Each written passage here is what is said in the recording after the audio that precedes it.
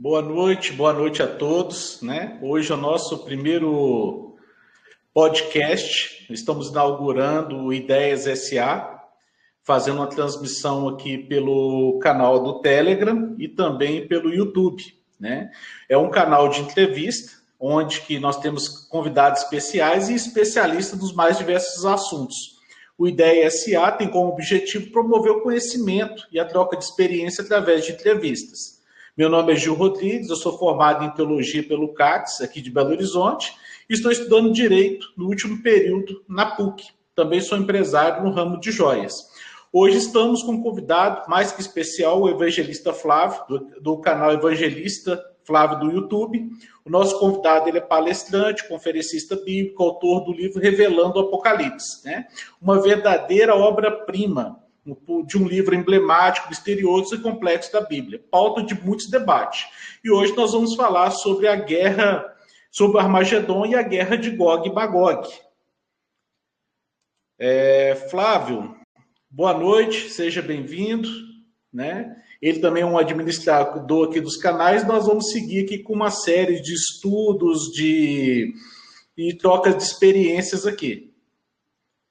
Flávio, se apresente aí, por favor. Falei tudo certo? Esqueci alguma coisa? Tudo certo.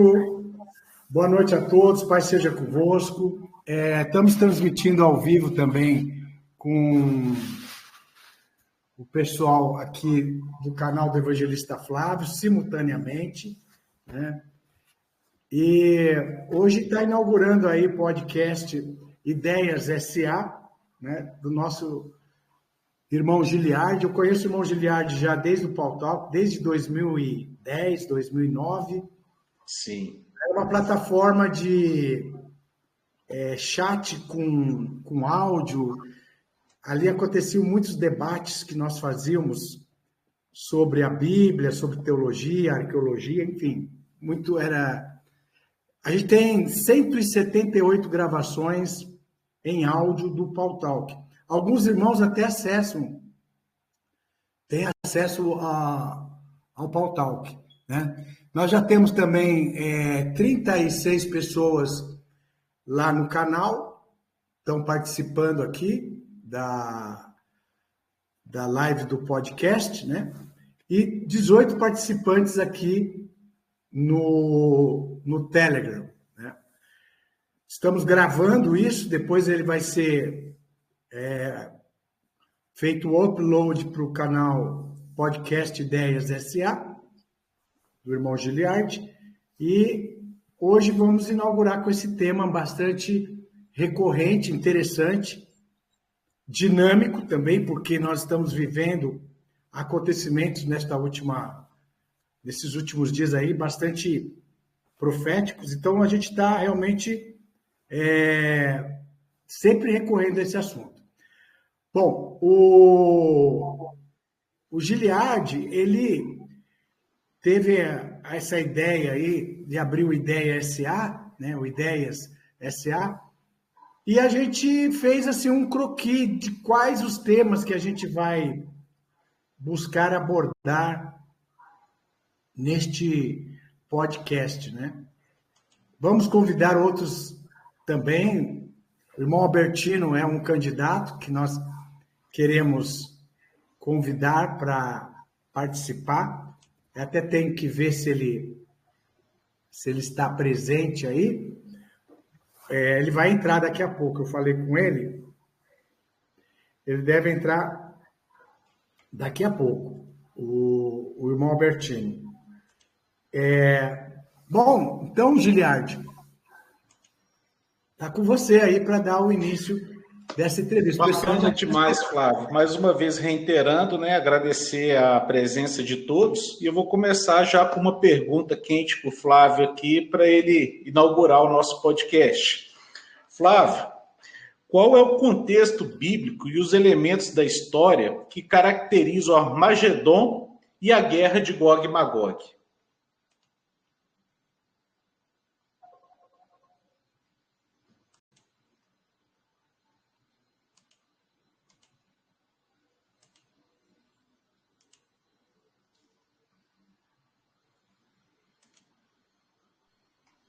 Flávio, você está sem volume, sem áudio.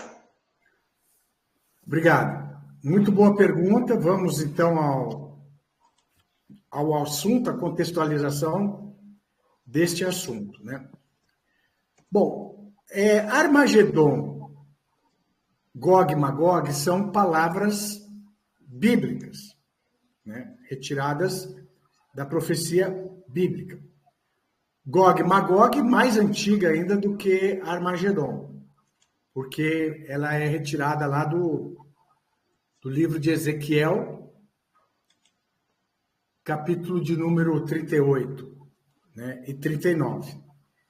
E o livro de Ezequiel foi escrito lá, pelo menos no período antes do exílio babilônico, 500, 600 antes de Cristo. Depois nós vamos ter a palavra Armagedon, do hebraico Har, montanha de Megido.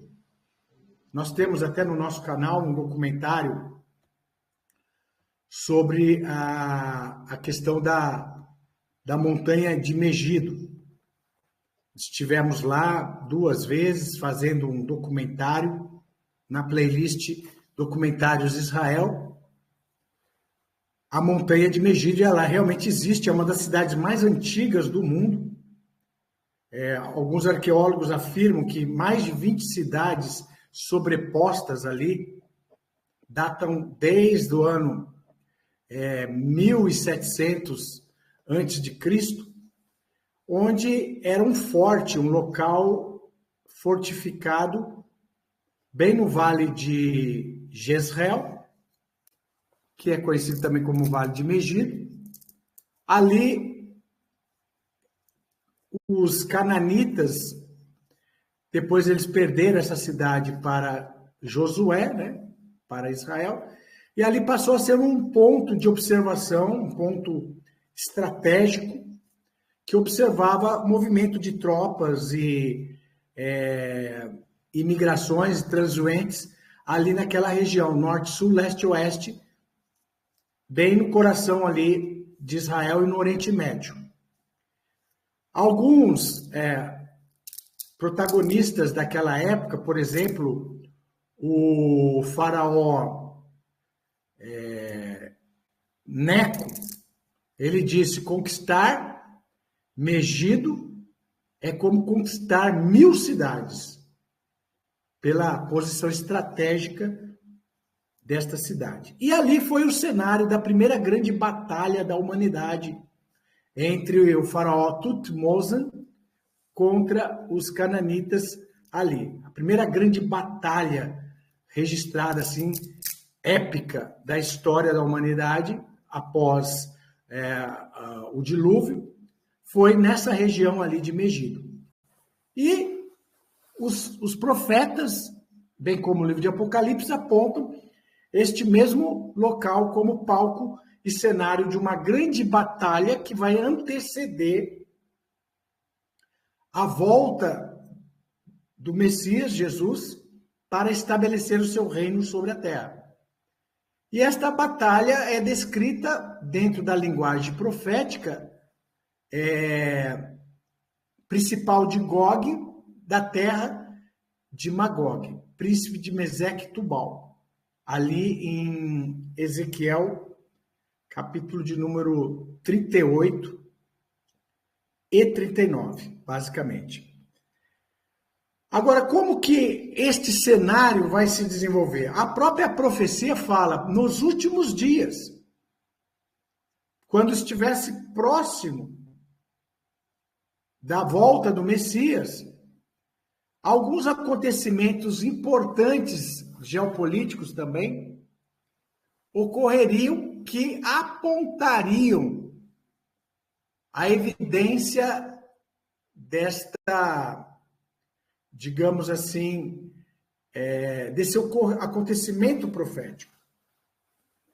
Dentre estes movimentos e acontecimentos da história que mais denotam que nós estamos na eminência do cumprimento dessas profecias, seria a volta dos judeus e a repatriação dos judeus na criação de Israel, do Estado de Israel, a partir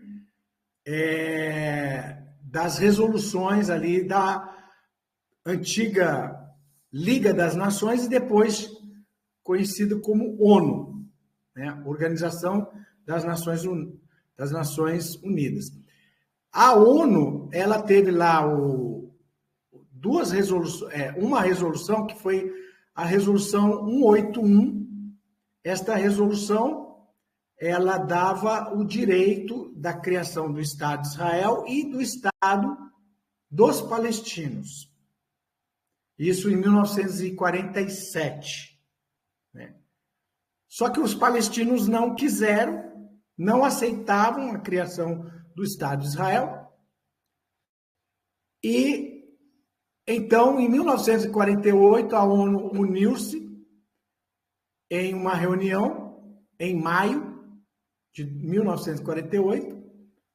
Inclusive, um dos grandes protagonistas desta reunião foi o embaixador Oswaldo Aranha, do Brasil, que fez várias reuniões lá com os árabes e conseguiram, por meio de votação, aprovar a resolução da criação do Estado de Israel no dia 14 para 15 de maio de 1948.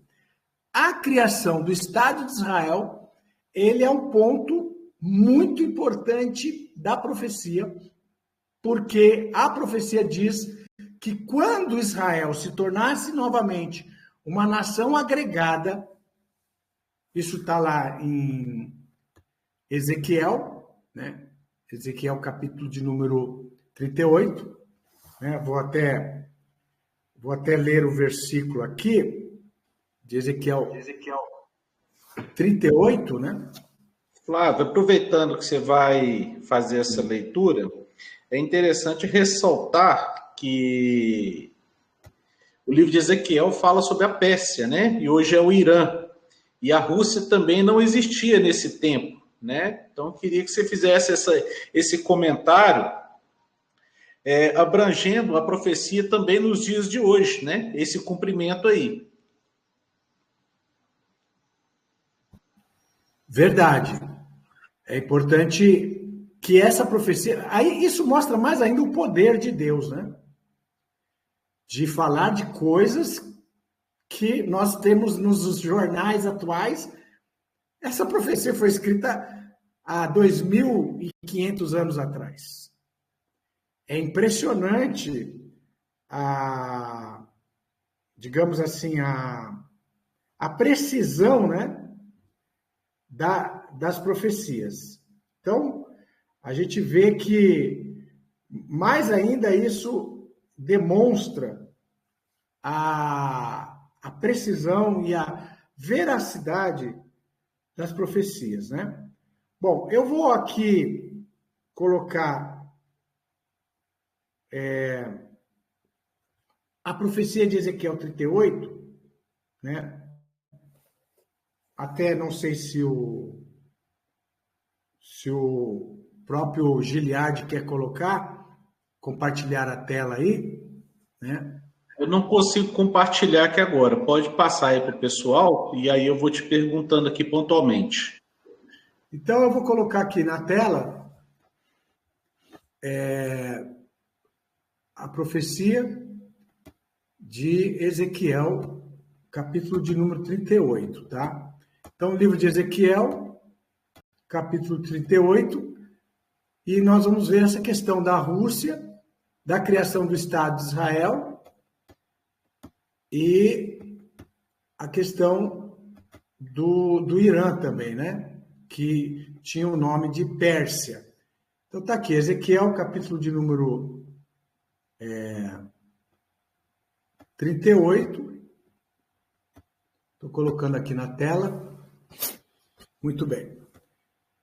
Veio a mim esta palavra, filho do homem, vire o rosto contra Gog, da terra de Magog, o príncipe maior de Melzec e de Tubal, profetizo contra ele. E aí fala, no versículo 4, farei você girar, porei anzóis em seu queixo, e o farei sair com todo o seu exército, seus cavalos, seus cavaleiros totalmente armados, uma grande multidão com escudo grandes e pequenos, e todos eles brandindo espadas. A Pérsia, que hoje é o Irã, a Etiópia, Líbia estarão com eles, todos os escudos e capacetes. Gomer com todas as suas tropas, Bet-Togarma, do extremo norte com todas as suas tropas, muitas nações com você. Então, aqui ele indica geograficamente essa poderosa nação do extremo norte, tá? E quando que ela vai vir? Ela vai vir quando for a criação do Estado de Israel. Tá aqui, ó. Depois de muitos dias, será chamado às armas. Daqui a alguns anos, você invadirá uma terra que se recuperou da guerra, cujo povo foi reunido dentre muitas nações nos montes de Israel, os quais por muito tempo estiveram arrasados, trazidos das nações, agora vivem em segurança. Então, está falando aqui de um período, vejam vocês, de um período em que a terra de Israel ficou arrasada, agora ela volta a funcionar, volta a ser uma nação novamente, reunindo de volta os povos, no caso os judeus, formando uma nação ali, naquele local. Então, a profecia é para os últimos dias, quando fosse criada essa nação no coração ali de Israel. Por isso que essa profecia, ela ficou, digamos assim, engavetada, né, até esses elementos começarem a aparecer, até mesmo para poder entender a profecia, porque a Rússia nem existia. Sabemos que é ela porque é dito que é extremo norte, e esses nomes, Gog, terra de Magog, têm conexão com a nação do lado oriental dos Montes Urais. Heródoto, o historiador Heródoto, fala desses povos, os citas, bem como o historiador Flávio Joséfo. As muralhas da China são conhecidas com o antigo nome de muralhas de Magog, ou seja, trazendo aí uma indicação da geográfica, né, dessa nação que vai, digamos, dar cobertura a esses outros aliados aí. E Flávio, tem uma passagem na Bíblia que fala como pode uma nação voltar a existir num só dia, né? E tem a questão também do Vale de Ossos Secos, né? Quando fala da restauração de Israel. Que Israel deixou de existir por um bom tempo. Muito bem lembrado. Nós temos a profecia do Vale dos Ossos Secos, Ezequiel 37, e nós temos a profecia de Isaías 66, 9, que fala: poderia nascer uma nação em um só dia, mas Sião esteve de parto e deu à luz aos seus filhos. Realmente, o nascimento do Estado de Israel foi em um só dia. Olha que maravilha. Mais uma prova de que Deus fala das coisas futuras desde o passado, né?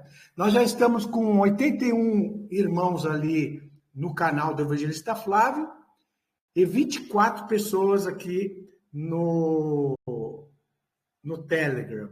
Maravilha, já estamos aí com mais de 100 pessoas participando, né, junto conosco. Convide lá os irmãos que essa live, ela vai ser uma live de uma série de outros assuntos que nós vamos abordar aqui no podcast Ideias, né? Até quero saber se deixa eu ver se o nosso irmão Albertino já entrou também. Deixa eu ver aqui, né? Se o irmão Albertino já entrou. Já deve estar. Ah, tá aí, ó. O nosso irmão Albertino tá aí com a gente. O irmão Albertino, ele fazia comigo o que a gente chama de Flabbercast, né? É Flávio e Albertino, né? Então deu Flabbercast. E nós falamos muito sobre esse tema de geopolítica, Israel nas profecias, né? E numa outra nós iremos convidar também o irmão Albertino para participar desse tema aí com a gente. Logicamente, no final aqui também do nosso tema, nós vamos abrir aí a oportunidade, o Giliard vai abrir a oportunidade para perguntas para os participantes aqui no Telegram. Mas voltando ao ponto, a visão do Vale dos Ossos Secos mostra exatamente um estado de hibernação, de destruição, quase de desesperança total dos judeus e de Israel, aqueles ossos secos, né? Mas, de repente, Deus fala para Ezequiel profetizar sobre aqueles ossos, vindo ventos, e aqueles ossos começam a se reboliçar, se remexer. Esses ventos significam grandes mudanças drásticas do mundo, como a Primeira Grande Guerra Mundial, a Segunda Grande Guerra Mundial, foram grandes ventos sobre a Terra que abriu a possibilidade, abriu o caminho para a criação de Israel após o fatídico holocausto lá dos judeus causado pela Alemanha.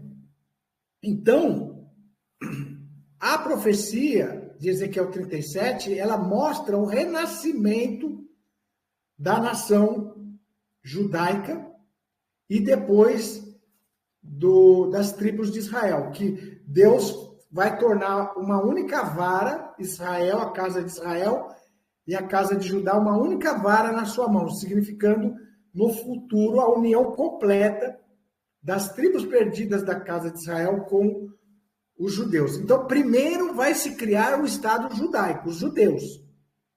Judá tem a prioridade nessa criação, tanto que hoje Israel é mais formado pela sua grande maioria de judeus, né? Logicamente, tem muitos estrangeiros lá também. Isso também estava previsto na profecia de que Israel seria semeada de estrangeiros lá. E que inclusive, Flávio, oi. Inclusive, desculpa te interromper, mas está dentro aí do assunto, né? Muitos acreditavam que essa profecia jamais poderia se cumprir, porque quando os romanos invadiram Jerusalém ali e destruíram o templo, né? Essa profecia ela ficou sem espaço no tempo para poder se cumprir. Né, e veio cumprir justamente pós a Segunda Guerra, quando Israel volta novamente a ser nação, né, ser Estado-nação. Inclusive, foi até com o voto de brasileiro, né? O Brasil teve um papel fundamental aí nessa história de Israel. Foi Oswaldo Aranha, o voto Minerva dele, que determinou a criação do Estado de Israel. Nós temos que entender que a Primeira Grande Guerra Mundial já deu uma grande sacudida no cenário mundial. Aí vai surgir, em 1922, o decreto do milionário Balfour, que abre mão daquelas terras para a Inglaterra, e a Inglaterra vai trabalhar no sentido de abrir a possibilidade para ali ser criado a nação de Israel. E em 1939 a 1945 acontece a Segunda Grande Guerra Mundial. 2/3 de todos os judeus da Europa são eliminados. Foi uma coisa terrível, não tem precedente na história da humanidade o que aconteceu com eles. E então a Liga das Nações, mais depois a ONU. A Liga das Nações foi até 1947, foi dissolvida e se transformou na ONU. E aí vai criar-se a Resolução 181, que é a criação de 2 estados juntos ali naquela região conhecida, erroneamente conhecida como Palestina. Foi um nome que quem colocou foram os romanos, mas ali não é Palestina, ali é a terra de Israel. né, sempre foi a terra de Israel, vai ser criado o acordo de dois estados, o Estado de Israel e o Estado dos palestinos. Só que os palestinos não aceitaram, eles já declararam guerra no primeiro dia da independência de Israel. Eles já declararam guerra contra o recém-formado Estado de Israel. Mas Israel, desde lá até hoje, venceram todas as guerras. Venceu a guerra da independência, venceu a guerra do Canal de Suez, a guerra dos 6 dias, a guerra de Yom Kippur, de 1973. Várias guerras têm se levantado contra Israel e Israel tem se defendido de todas elas, mesmo contra toda a lógica, toda a probabilidade de ser contrária a Israel.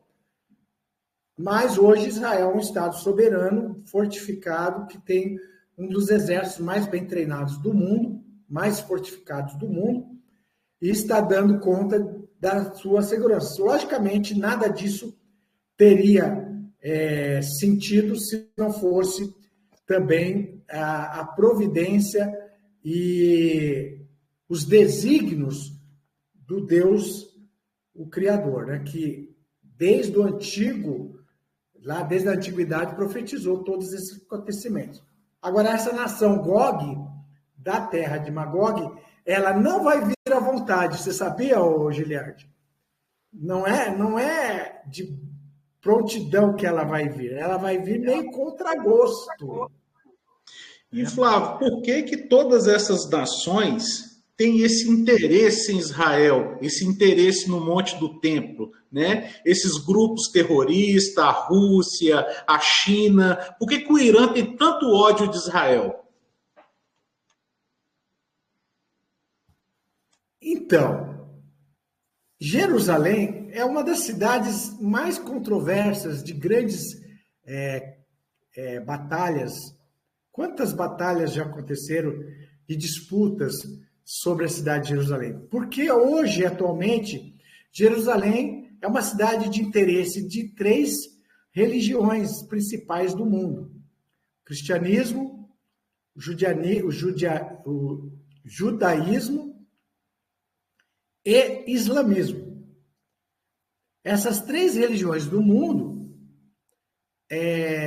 proclamam Jerusalém como a cidade santa, a cidade dos profetas, a cidade dos patriarcas, a cidade do profeta Mahmud, né? Maomé. Então, todos os interesses dessas 3 principais religiões, que formam a maioria dos habitantes da Terra, se você for somar o contingente desses 3 movimentos religiosos, é a maioria dos habitantes da Terra, né? O cristianismo está aí na faixa de, acho que 2 bilhões, o islamismo está na faixa também de 1,5 bilhão, e os seguidores do judaísmo, mais alguns 500 milhões aí, né? Então, você percebe aí uma confluência de interesse espiritual, de interesse religioso. E quando mexe com essa parte do psique humano, a gente sabe que é muito mais complicado. É bem mais complicado. Então, a gente percebe que Jerusalém se tornou um copo de tremor. A profecia fala isso, né? Zacarias, capítulo de número 12, fala: peso da palavra do Senhor sobre Israel, fala o que estende os céus e que forma o homem, o espírito do homem dentro dele mesmo, né? Eis que farei de Jerusalém um cálice de tontear aos povos ao redor, e farei com que ajunte contra Israel e Jerusalém todas as nações da terra. Isso é uma profecia que está vaticinada no profeta Zacarias. Jerusalém tem se tornado realmente objeto de grande disputa. Lembra da Primavera Árabe, né? Que nós tínhamos lá milhões de muçulmanos na praça de Tahrir, no Egito, né? e eles gritavam numa só voz: milhões de mártires rumo a Jerusalém! Milhões de mártires rumo a Jerusalém. Em 2011, tivemos essas manifestações gigantescas, né? E a mais impressionante foi a do Egito, né? Caiu até na época o ditador Mubarak, né? O ditador do Egito caiu com essas manifestações da Primavera Árabe. E vocês vejam que no coração dos árabes vai esse desejo de Jerusalém se tornar a capital até dos palestinos, né? A resolução 242 da ONU fala disso, né? Após a guerra dos 6 dias, quando Israel retomou a cidade oriental, a parte antiga de Jerusalém, devolvendo somente o Monte Templo, né? Que está a mesquita dos muçulmanos, a resolução 242 da ONU dizia que Israel deveria devolver todos os territórios ocupados na Guerra dos 6 Dias, as colinas de Golan, a Cisjordânia e a cidade de Jerusalém. A cidade de Jerusalém, na resolução 242, deve, pela ONU, ela quer que Israel devolva aos palestinos, para a formação de um Estado soberano palestino ali naquela região. E eu pergunto, será que isso vai acontecer de Israel devolver Jerusalém para formar um Estado palestino? Né? Tudo isso está dentro desse caldo aí do Armagedon, Gog e Magog, viu? Tudo está no caldo. Jerusalém vai entrar nessa baila aí. A disputa da cidade de Jerusalém, né? Ela é um dos ingredientes principais para o movimento de Gog e Magog e seus aliados. Né? O Irã é o primeiro da lista. Pérsia, como o próprio Giliard perguntou, né? Pérsia, nem existiu o Irã. O Irã, na verdade, é um nome que foi colocado a partir de 1934 por sugestão da Alemanha, né? Ariano, raça ariana, aí eles mudaram o nome para Irã. Mas sempre foram conhecidos como Persian, ou Persian. São os persas, antigo Império Persa, que em certa época lá do Dário, né? Assuero e tal, quiseram eliminar e destruir e aniquilar o povo judeu. E hoje, a nação mais inimiga, que tem pretensão de destruir o Estado de Israel, novamente aí, o Irã. Flávio, muito se fala de uma terceira guerra mundial, né, que pode acontecer uma catástrofe aí. A Bíblia também fala sobre que o Messias, ele vai vir no meio de uma grande tribulação. Eu queria saber qual que é a relação que tem o Messias, essa guerra entre as nações de Israel com muitas nações e o Monte do Templo. O que tem de tão importante naquele Monte do Templo? O que acontece se houver um descumprimento de algum acordo que foi firmado lá atrás? Então, a questão do Monte Templo é que ali foram construídos o primeiro templo de Salomão e depois o templo de Esdras, o segundo templo, Herodes, que fez a reforma do templo, né? Então ali é um centro de adoração de grande importância para a nação israelita, os judeus, para Israel. E o Império Romano, no ano 70, com a invasão do general Tito para reprimir as rebeliões judaicas, eles acabaram destruindo o segundo templo, no ano 70 da era cristã. Isso ficou marcado na memória, na identidade e memória da nação judaica. E eles foram dispersos por todo o mundo, ficaram 1.900 anos em humilhação, dispersos pela Europa, várias nações da Terra. Depois nós tivemos a questão da Segunda Guerra Mundial, o Holocausto, que foi terrível. Então, ali simboliza toda a nostalgia, toda a simbologia do culto, das promessas, da esperança dos judeus. Só que nesse período em que os judeus ficaram dispersos e a terra deles dominada por várias etnias, nações, primeiro pelos romanos, depois os próprios árabes, os muçulmanos, eles construíram, a partir de 632, saiu a ordem para a construção da mesquita, né, do Domo da Rocha, pelo sucessor de Maomé, após a morte de Maomé. Maomé morreu em 632. Após a morte dele, foi ordenado que se construísse esse local justamente aonde está o templo, onde era o templo. E eles construíram ali a mesquita, que levou, parece-me que 60 a 70 anos para construir, bem nesse local. E está lá, no coração do Monte Templo. Isso, para eles, é uma espécie de humilhação.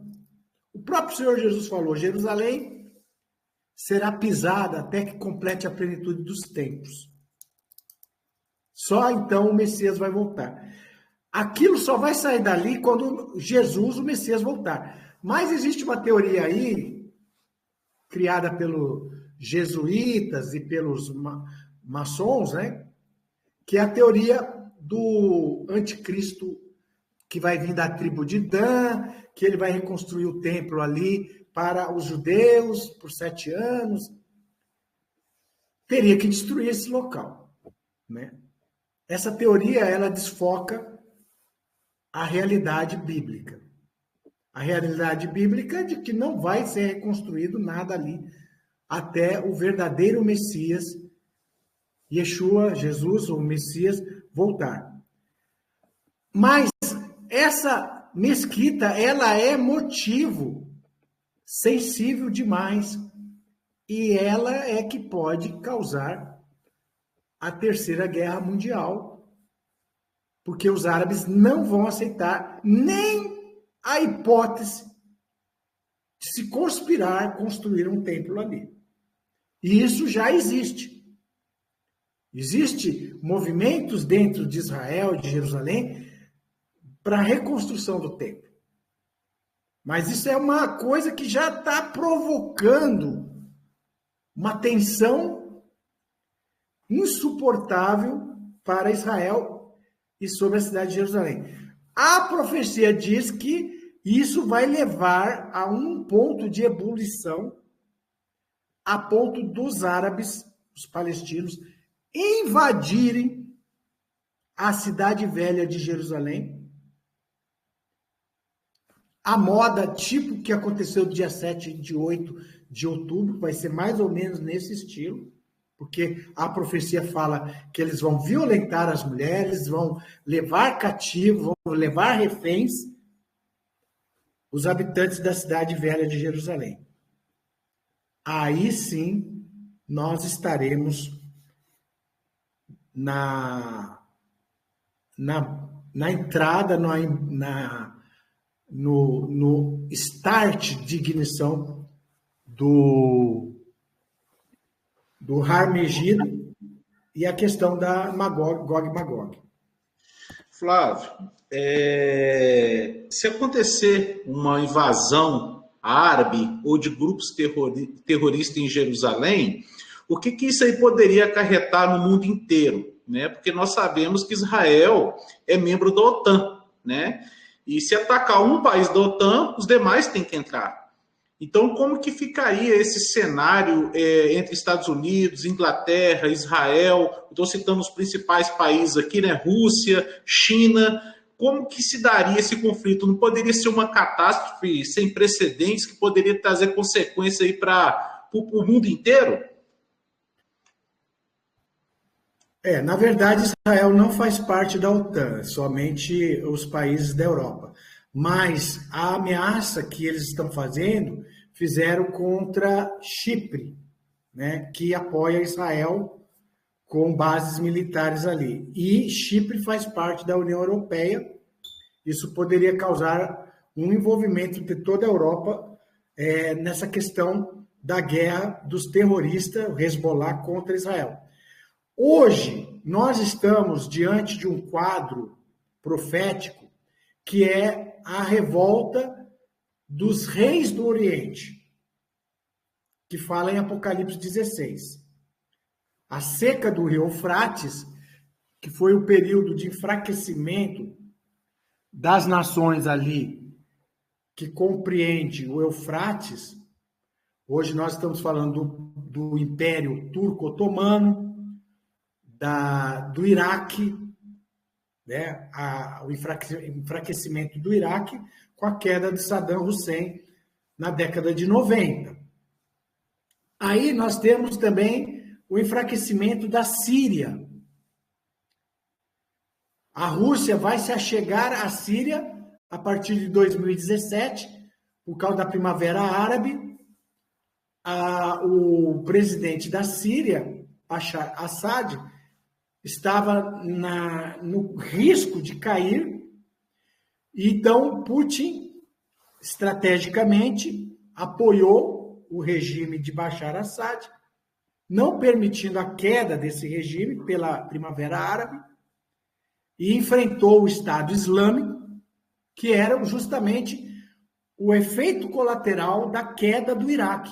Os sunitas criaram o Estado Islâmico com aquele objetivo de recuperar o terreno perdido com a queda do Iraque. E o Estado Islâmico, então, começou a atacar a Síria, queria que caísse a Síria. Isso resultou no enfraquecimento dessa nação. Várias cidades foram destruídas, guerras intermináveis, mas a Rússia foi lá e segurou a onda e manteve Bashar Assad no poder. De certa forma, o governo do Bashar Assad ficou refém da Rússia, né? Nós entendemos, por várias características geográficas, proféticas, históricas, de que a Rússia seja exatamente o protagonista de Gog da terra de Magog. Devido à sua configuração poderosa, a Rússia é uma nação com grande poder bélico, seria a segunda maior nação de poder bélico do mundo, perde somente para os Estados Unidos, certo? E no protagonismo da profecia, ela fala para os seus aliados que vão invadir Israel, tipo assim, vai e eu dou cobertura. Vai que eu dou cobertura. É esse o teor da profecia. Somente uma nação com esse status quo de nação bélica poderosa, nuclear, poderia dar um respaldo dessa forma. O Irã ainda não é uma nação nuclear. As nações que ali, de um modo geral, falam, elas não são nações nucleares. Beth Togarma, Put, que é o norte da África, né? Líbia, Tunísia, esses países do norte da África, que configura a antiga terra de Put, né? E Sudão com Etiópia também não são países com, digamos, uma configuração poderosa a ponto de falar assim, vai que eu garanto. Somente a Rússia. E a Rússia que abastece armamentos aí para o Irã, para o Egito, para vários países muçulmanos, são armamentos russos. E a Rússia vai falar, vai que eu garanto. É o que está na profecia. Né? A profecia diz assim, aqui, ó, você, todas as suas tropas e muitas nações subirão, avançando como uma tempestade, você será como uma nuvem cobrindo a terra. Né? E aí, fala aqui no versículo 15, de Ezequiel 38. Você virá do seu lugar do extremo norte, ó. O extremo norte de Israel. Você é acompanhado de muitas nações, todas elas montadas em cavalos como grande multidão, um exército numeroso. Né? E aqui diz que vai dar cobertura. Tem uma palavra aqui que diz assim, acho que é o... Está aqui no capítulo 38 e 39. Tipo assim, vai que eu dou garantia, dou cobertura, né? Acompanhando essas nações e dando cobertura. Essa versão aqui não fala nessa linguagem, ela fala assim, você virá do extremo norte, você acompanhado de muitas nações. Bom, mas a gente percebe na profecia essa cobertura que Gog, da terra de Magog.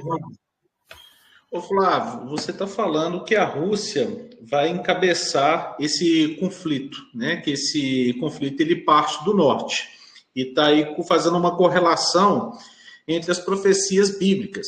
Se a Rússia vai encabeçar esse conflito, e aonde que entra o anticristo, o falso profeta e a besta nessa história? Eles que vão liderar esse conflito? Boa pergunta. Então, o que acontece? O anticristo é um poder. Aliás, nós temos que fazer aqui lives explicando sobre o anticristo. É muito importante entender quem é o anticristo e quem é o falso profeta. O que vai acontecer? O Armagedon, nós temos 3 espíritos imundos que saem ao encontro dos reis da terra, do mundo inteiro, para esta grande batalha. Esses 3 espíritos imundos, eles vão fazer uma convocação pegando os interesses comuns que tanto Gog, da terra de Magog, como o anticristo, como o falso profeta, tem em relação a aquele território de Israel. Gog, da terra de Magog, tem o seu interesse. Qual é o seu interesse? Riquezas e ponto estratégico. Israel, sem sombra de dúvidas, hoje, das nações do Oriente Médio, é a nação mais estratégica que tem. Quanto o seu poderio militar, a sua soberania. E Israel descobriu, alguns anos atrás, uma grande jazida de gás, que é conhecido como a plataforma de Leviatã, que fica nos mares territoriais da Grécia e de Israel. Israel teve até que negociar também com o Líbano, né? O Lapid, para tentar conseguir acalmar com o Líbano, forneceu uma grande parte dessa reserva ao norte de Israel, no mar Mediterrâneo, para tentar aquietar o Líbano. Não adiantou nada. Está aí o Hezbollah, o Líbano não tem controle sobre o Hezbollah. O Hezbollah está atacando aí todos os dias Israel, já mais de 5.000 artefatos, mísseis, drones e outros, 200 drones, mais de milhares de mísseis e artefatos que foram lançados sobre Israel desde 7 de outubro até agora. Na quantidade de 5 mil, 6 mil artefatos do Hezbollah. E o Hezbollah está ao norte. E nós estamos também sabendo, né, de que existe movimento de mercenários, de milícias terroristas ali na Síria, se chegando do Afeganistão, do Paquistão, do Iraque, junto com tropas comandadas pelo Irã, além do Hezbollah. O Hezbollah teria hoje em torno de 150 mil homens treinados, muito mais treinados, e com armamentos muito mais aperfeiçoados do que o Hamas. Digamos que a guerra que aconteceu contra o Hamas é playground perto da guerra que se vier a acontecer contra o Hezbollah. O Hezbollah é muito mais poderoso. Israel vai ter que fazer uma guerra relâmpago, usando toda a força possível, porque se Israel permitir uma guerrilha contra o Hezbollah, vai ser muito danoso e vai ameaçar a existência do Estado de Israel. Então, nós estamos diante de uma situação muito complicada. Agora, por que a Rússia viria, que é um dos atores do Armagedon? Pela questão da hegemonia do controle do gás, a Rússia sempre quis ser detentora hegemônica do gás por causa da Europa. Foi assim que a Rússia se empoderou, cresceu, enriqueceu, vendendo gás através da Gazprom para a Europa. A Gazprom perdeu essa força. A Rússia interviu na Síria, justamente para não deixar que o gás do Iraque fosse através da Síria para a Europa. Por isso foi que a Rússia, um dos grandes motivos dela intervir ali. E seria um grande motivo, no caso de uma desordem, de uma guerra regional descontrolada no Oriente Médio, da Rússia se colocar a favor dos inimigos de Israel. A Rússia tem um pacto com o Irã, antigo. O Irã, toda a construção nuclear, tecnologia nuclear do Irã foi comprada da Rússia. A Rússia tem um trato com o Irã. A Rússia tem um trato de defesa para a Síria, com o Bashar al-Assad. Então, naturalmente, ela vai se colocar ao lado dos que estão contra Israel. Meio contra a vontade, mas vai. Por isso que a profecia fala, te farei voltear, te farei girar, dar 180 graus, mudar a política dela ali no Oriente Médio. E virás contra a minha terra. Eu profetizei e vos trarei juntamente com esses povos. O primeiro da lista, Irã. Isso é muito interessante, né? O Irã, o primeiro da lista, que é justamente o país que quer destruir Israel, né? Que é responsável pelo patrocínio de todo o terrorismo no Oriente Médio contra Israel. A cabeça da serpente é o Irã. A cabeça é o Irã, né? O Irã está por trás de tudo isso. A gente vem analisando esses acontecimentos desde lá do Paul Talk. Lembra, Gilead?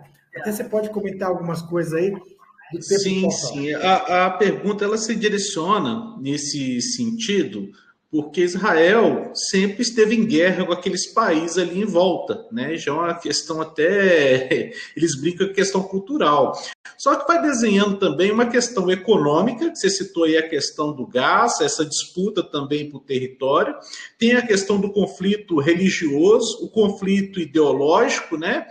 E a partir de que momento que isso vai desenhando também para o governo único, a tentativa de um líder mundial, um governo que vai tentar dominar sobre todas as nações? Como que isso vai se desenhando?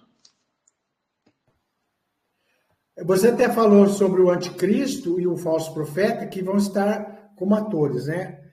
O anticristo é todo o império religioso, né, que é formado pelo Vaticano, pelo papado. O papado tem interesse em Jerusalém, né? Muito mais esse papa atual, que é um jesuíta. A ordem jesuíta foi criada justamente para conquistar Jerusalém e conquistar os interesses do papado, né? E o sistema de falso profeta são as religiões formadas, que não são junto com o romanismo, o catolicismo romano, que inclui protestantismo e islamismo. Todas essas religiões, elas fazem parte do sistema do falso profeta. Todas essas religiões, elas têm falsos profetas no meio delas. E elas também têm interesse ali na Terra Santa. É esse o envolvimento que vai ter essas três confluências, que também coincide com os três espíritos imundos, semelhante a Hans, né? Que motivam esse conflito final, que motivam esse confronto final ali naquela região. Agora, a desestabilização do Oriente Médio, a desestabilização mundial vai fazer com que eles pautem uma agenda de tentativa de controle mundial para tentar até resolver isso aí. Aí nós entramos em Apocalipse 17, que fala de 10 reis que vão se unir em torno da besta, fazendo um pacto que vai durar apenas 1 hora profética, né? Isso está no livro Revelando o Apocalipse, né? Esse livro ele trata desse assunto, Apocalipse 17, que nós podemos depois desenvolver uma temática, um corte só sobre isso aí, dessa tentativa, né, desesperada. Nós já estamos vendo isso. Nós já estamos vendo isso na Europa. O que aconteceu na Europa? A esquerda está perdendo o protagonismo na União Europeia. Eles estão desesperados. Macron dissolveu o parlamento. Por que ele fez isso? Isso é uma atitude desesperadora. Isso vai acontecer num grau de que vai ter que haver uma intervenção e eles terem que criar uma tentativa de um governo único, que faz parte da agenda já deles, né? A Agenda 2030, para poder equacionar tudo isso. Só que a coisa, segundo a profecia bíblica, vai dar uma dor de barriga, vai desandar e não vai ter jeito. Vai haver o confronto desses três interesses aí, do Gog e Magog, do anticristo, ou o poder do anticristo, e todo o sistema babilônico do falso profeta. E o ponto de encontro vai ser ali, Har Megido. A última grande conflagração, a última grande batalha, é conhecida como a rainha das batalhas, a batalha do Deus Todo-Poderoso, justamente nesse ponto aí, geográfico de Har Megido.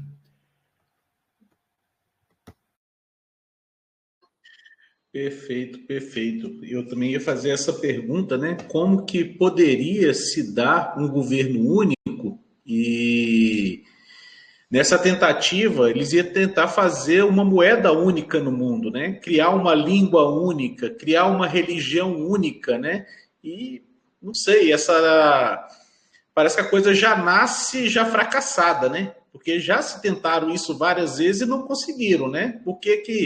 Será que ele vai se prender na tecnologia hoje que está sendo desenvolvida através desses robôs, através da inteligência artificial, para poder concretizar esse plano? Com certeza. Eles estão usando todos os recursos possíveis, até biológicos, recursos climáticos, biológicos, a tecnocracia, tudo que for possível. Só que no livro de Salmos 2 fala que a conspiração das nações para destruir ou tentar destruir o governo do Messias, os planos de Deus, vai ser malograda. Eles vão perder, porque Deus vai malograr a tentativa deles. Isso está claramente relatado no livro de Salmos, né? Salmos capítulo 2. Até vou colocar aqui. Olha que interessante que fala Salmos 2. Junto com Apocalipse 17, né? Apocalipse 17 também. A tentativa, as características desse governo único existem. É fato. Mas o sucesso total, a Bíblia diz que eles não vão ter. Aqui fala, por quê? Está aqui, ó. Porque se amontinam as nações e os povos tramam em vão. Os reis da terra tomam posição e os governos conspiram, unidos contra o Senhor e contra o seu ungido, dizendo, façamos em pedaços suas correntes e lancemos de nós as suas algemas. Do seu trono nos céus, o Senhor põe-se a rir e caçoa deles. Em sua ira os repreende, em seu furor os aterroriza, dizendo, eu mesmo estabeleci o meu rei em Sião, no meu santo monte. Proclamarei o decreto do Senhor, ele me diz, tu és meu filho, eu hoje te gerei. Pede-me, eu darei as nações como herança e os confins da terra por tua propriedade. Tu os despedaçarás ou quebrarás com vara de ferro e os despedaçarás como um vaso de barro. Então, o reino pertence ao Messias, Deus vai estabelecer o Messias justamente no Monte Templo, ali o lugar de maior disputa hoje das religiões, né? Ô Flávio, você citou que o catolicismo ele vai estar alinhado aí com o anticristo e muitas religiões, muitas linhas protestantes também. Aonde que a verdadeira igreja, ou a igreja que Cristo vem buscar, né, segundo as profecias, ela vai estar? Aonde que ela se posiciona diante desse cenário? Então, dentro desse cenário, Apocalipse 17 fala, eles combaterão contra o Cordeiro e contra os seus eleitos, mas eles os vencerão, todos que são eleitos e fiéis. Então, a igreja bíblica, ela não é uma igreja institucional no sentido como hoje se entende de igreja. Ela é uma formação de pessoas despertas para a verdade, né? Que foram despertadas pelo próprio Eterno. Então, ela é um movimento de pessoas no mundo inteiro que foram despertas pelo próprio Espírito Santo para a verdade, através da palavra, da verdade, a Bíblia. E essas pessoas aceitaram a verdade e praticaram a verdade. Não são muitos. É um povo pequeno. É um pequeno rebanho, né? Juntando com todos que morreram de todas as épocas, forma uma grande multidão. Mas, assim, na atualidade, são poucas pessoas. São poucas pessoas que estão dispostas, nesta atual conjuntura, a seguir o caminho estreito da palavra de Deus, né? A maioria hoje é aquilo que está lá em Apocalipse, né? Deus tem um povo no meio de Babilônia, Apocalipse 18 fala, sai dela, povo meu, para não ser participantes dos seus pecados. Então tem muitas pessoas que têm vontade, têm esse chamado para as coisas de Deus, mas que ainda está aprovando muitos erros, muitos pecados que existem no sistema da Babilônia, no sistema religioso babilônico. E Deus está convidando a sair disso, a deixar, abandonar essas coisas, para não ser responsabilizado junto com eles dos seus pecados. Então, um povo que Deus está chamando para fora. Tanto que a palavra igreja vem do grego eclésia, né? Chamados para fora. Pessoas que são chamados para sair de tudo isso e vir para o conhecimento da verdade. Então, aqui nós temos vários irmãos, são todas pessoas que vieram de vários movimentos. Nós temos irmãos aqui que vieram do Testemunho de Jeová, irmãos que vieram da Adventista, do catolicismo, do protestantismo, no modo geral, do espiritismo, da nova era, de vários segmentos religiosos. E que despertaram para a verdade, né? A igreja, nos últimos dias, é esse contexto. Escolhidos, pessoas que foram chamadas para fora e que foram despertadas pela verdade da palavra de Deus. E uma das características do povo de Deus é a guarda dos mandamentos. A guarda dos mandamentos, incluindo o sábado, e a crença monoteísta, né? A crença monoteísta, um único Deus e Jesus é o Messias, é o Filho de Deus. Essa é a crença principal deste povo que foi chamado para fora. Espero que tenha respondido a tua pergunta. Você está sem áudio. A gente está caminhando aqui para o final, né? O Flávio ainda vai fazer alguns respaldos aí sobre esse assunto, alguns adendos. E eu queria abrir também um espaço para alguém, se quiser dirigir alguma pergunta ao Flávio, abrir um espaço, deixar aberto aqui, né? Se alguma dúvida, alguma coisa que queira ser esclarecida. Então, aqui no Telegram, os irmãos que quiserem participar, levanta a mão, dá um toquinho primeiro. Até pergunto se o irmão Albertino quer fazer uma participação aí, comentário, iniciar aí. E depois algum outro irmão que queira fazer alguma pergunta, alguma consideração pertinente ao assunto. O irmão Albertino está aí com um áudio.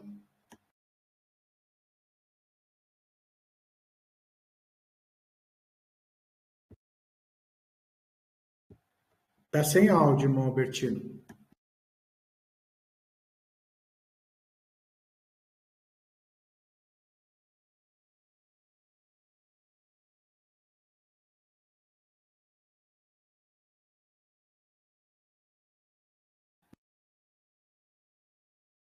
Tivemos algum problema com o áudio do irmão Albertino, então nós vamos pedir para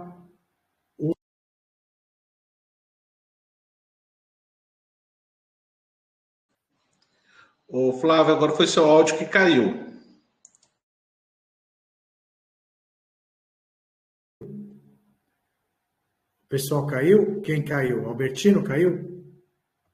Ele volta. Daqui a pouco ele resolve o problema lá do áudio, né? Tá ouvindo agora? Agora sim. Agora sim. Ah, que bom. Boa noite a todos, Pai seja convosco, uma boa noite ao irmão Giliardi. Desejo aí sucesso nessa empreitada.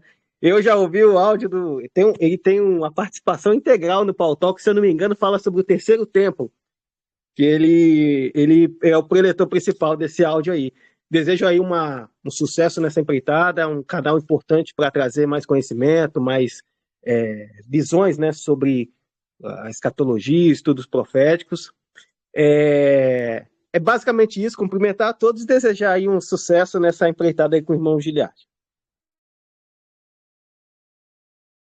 Obrigado, irmão Albertino, é um prazer ter você aqui, né? Você será convidado em breve, está compartilhando conhecimento com a gente aqui, né? Juntamente com o irmão Flávio também. E obrigado aí pelas considerações.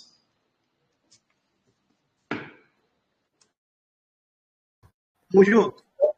Então, o irmão Albertino, ele já fez algumas lives comigo sobre esses assuntos de geopolítica, tem contribuído. Vai ser muito interessante termos ele conosco numa próxima live aí de temas ligados à profecia geopolítica, né, para a gente explorar mais aí. Esse tema ainda tem muito, por exemplo, agora a gente tem os acontecimentos atuais, né?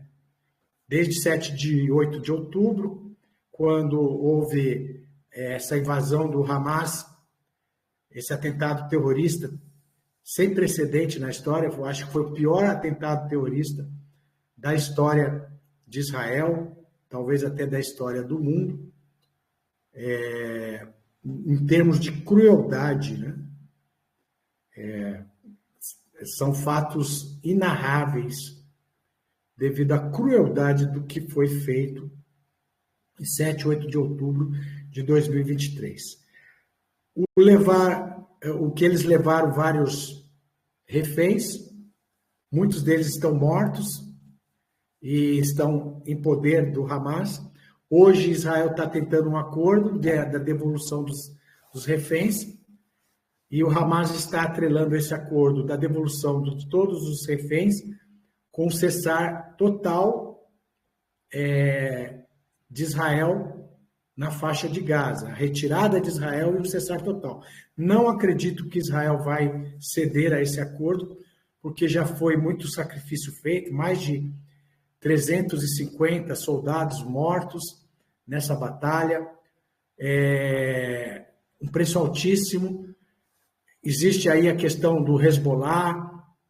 Então, e o Hamas, ele não é apenas destruindo o Hamas, acabou. Não é bem assim.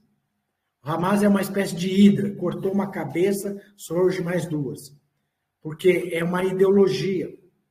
Então, dentro do próprio povo palestino, está incrustada essa ideia revolucionária, essa proposta do Hamas, né? E é invisível, não tem como cadastrar, né? Eles se misturam com o próprio povo civil. Ele é um pai de família, daqui a pouco ele é um terrorista. Ele é um jovem estudante, daqui a pouco ele é um ativista terrorista com 16, 17 anos, com uma metralhadora na mão, aderindo à filosofia do Hamas. Então é uma guerra praticamente, digamos assim, interminável. Se Israel ceder tudo e parar, daqui mais poucos dias, novamente eles se recompõem, estão novamente lançando mísseis lá contra Israel, da parte do sul, gerando milícias para atentados. É uma coisa terrível. Então, o que pode acontecer é que Israel exija a devolução desses reféns, se tiverem, digamos aí, 70, 60 reféns vivos ainda, que eu duvido muito, eu acho que a maioria está tudo morto, e uma diminuição dos ataques, né, contra a faixa de Gaza, mas Israel continuaria a administrar tudo ali, a um preço altíssimo, com morte de muitos soldados israelenses. Então, é uma guerra sem fim. Eu não vejo uma solução de imediato. É uma ferida aberta, incurável, ao meu entender. Na verdade, Flávio, essa guerra só finda na vinda do Messias, né? Ela tem que se cumprir, né? Ela vem se cumprindo, junto com outras guerras, vai adentrando outros países, muitas nações serão derrotadas, como citou lá no livro de Isaías, né? As nações que vierem contra Israel serão derrotadas. E é importante ressaltar que essa palavra que você citou aí, o Hamas, a primeira vez que ela aparece na Bíblia é lá em Gênesis 6, quando a terra havia se corrompido, né? Algumas traduções falam que a terra se encheu de violência, mas Hamas é muito mais que violência, é tudo aquilo que é abominação, é tudo aquilo que é terrível, aqueles seres lá, aqueles filhos que estavam coabitando os filhos de Deus, coabitando com as filhas dos homens, estavam cometendo todo tipo de pecado, todo tipo de devassidão, e a coisa foi tão horrenda que o Eterno resolveu limpar a terra, né? Restabelecer, dar um reset e começar tudo de novo. e por isso ele mandou o dilúvio. E lembrando e destacando que o Messias, ele dá esse parâmetro, ele fala que a vinda dele seria como nos dias de Noé. Só para lembrar esse ponto aí. Então, Hamas é incurável, é uma extrema maldade, né? Essa palavra hebraica que eles adotaram dentro do islamismo tem um significado, acho, de outro significado dentro da linguagem árabe, né? Mas na linguagem hebraica é violência, é o pior do que pode acontecer, né, em termos de violência. Isso caracteriza as palavras do Senhor Jesus, como nos dias de Noé. A volta do Senhor Jesus é como nos dias de Sodoma e Gomorra, como nos dias de Noé. É uma ferida, ao meu entender, incurável. Essa ferida que foi aberta contra Israel no dia 7 e 8 de outubro é incurável. Hoje nós temos mais de 80 mil colonos e habitantes do norte de Israel que foram deslocados da sua residência, foram obrigados a deixar as suas residências para virem morar em hotéis, em kibbutz, no sul e no centro de Israel. Eles estão muito queixosos, porque isso é uma perda de soberania de Israel. Quer queira, quer não, Israel tem que admitir, perdeu soberania. Hoje Israel não pode deixar os seus cidadãos viverem ali numa faixa de 30 a 40 quilômetros ao norte de Israel, em seus locais, por causa dos ataques vindo ali do Líbano e da Síria, de grupos e milícias inimigas de Israel. A guerra ao norte, ela vai ser pior, bem pior. E eu vejo que se ela acontecer, que parece que vai acontecer, só um milagre para não acontecer, mesmo que seja feito esse acordo com o Hamas, Israel não vai se permitir ficar nessa incerteza o tempo todo, com seus colonos, os seus cidadãos deslocados, não podem viver nem na sua própria terra. Então, tudo indica que o serviço que começou vai ter que ser terminado. E esses grupos terroristas, eles não pensam como nós, ocidentais. O pessoal fala, não, eles vão parar. O ocidental pensa, não, aceitando as exigências deles, eles vão parar com tudo isso, vai dar uma aferrecida em tudo. Eles não pensam desse jeito. Morrer para eles é prêmio de ser mártir. A família deles são sustentada com salários bons após a morte de um dos membros da família como mártir. Morrer para eles é o paraíso.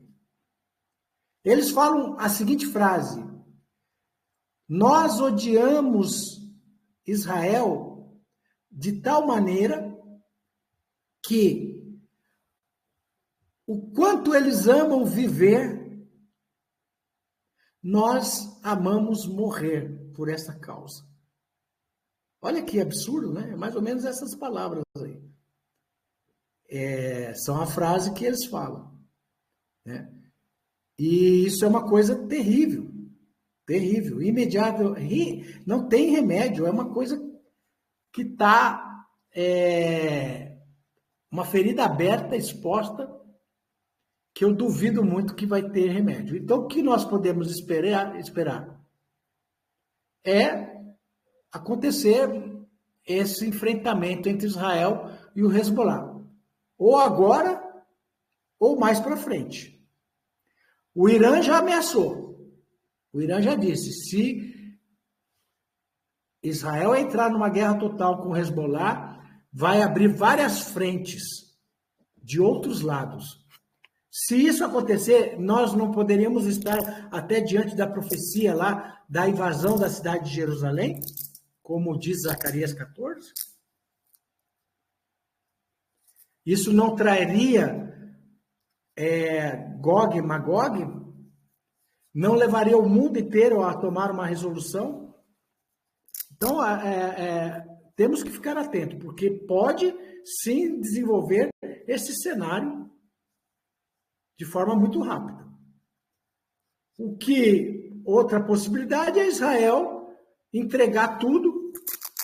Não, deixamos Gaza novamente para os terroristas voltarem a se fortificar e ameaçar Israel novamente com uma situação como a atual.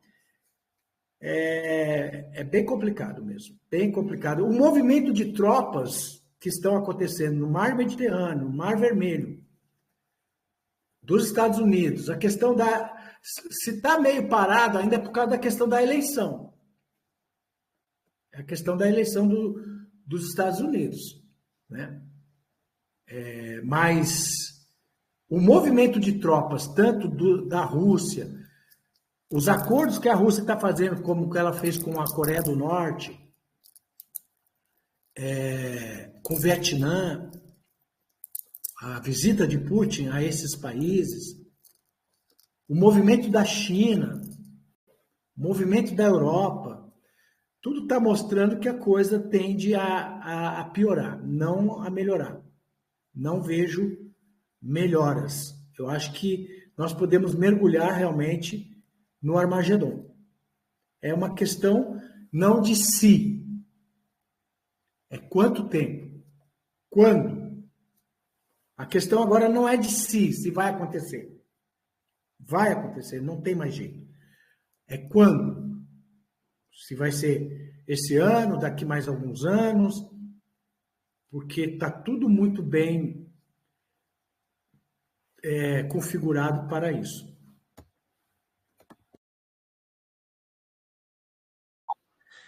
Show de bola, Flávio.